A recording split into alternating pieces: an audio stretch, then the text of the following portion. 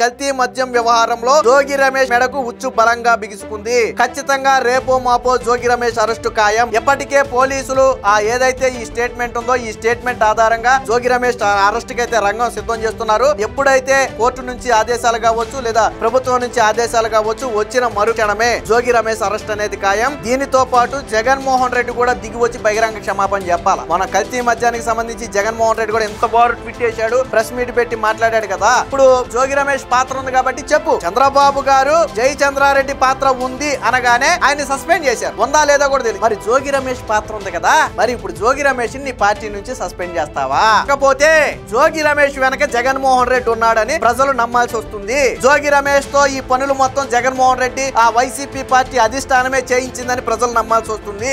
జోగి రమేష్ ని పార్టీ నుంచి సస్పెండ్ చేసి పూర్తి స్థాయి విచారణ చేయండి అని చెప్పి చంద్రబాబు గారికి చెప్తావా? లేదా జోగి రమేష్ తప్పు చేయలేదని చెప్పి, ఎందుకంటే జోగి రమేష్ దొరికితే ఎక్కడ జగన్ గుట్టు బయటపడుతుందని జోగి రమేష్ ని కాపాడే ప్రయత్నం చేస్తాడా? చూద్దాం చంద్రబాబు గారికి జగన్మోహన్ రెడ్డికి తేడా ఏంటనేది ఇప్పుడు జోగి రమేష్ వ్యవహారంలో తేలిపోద్ది.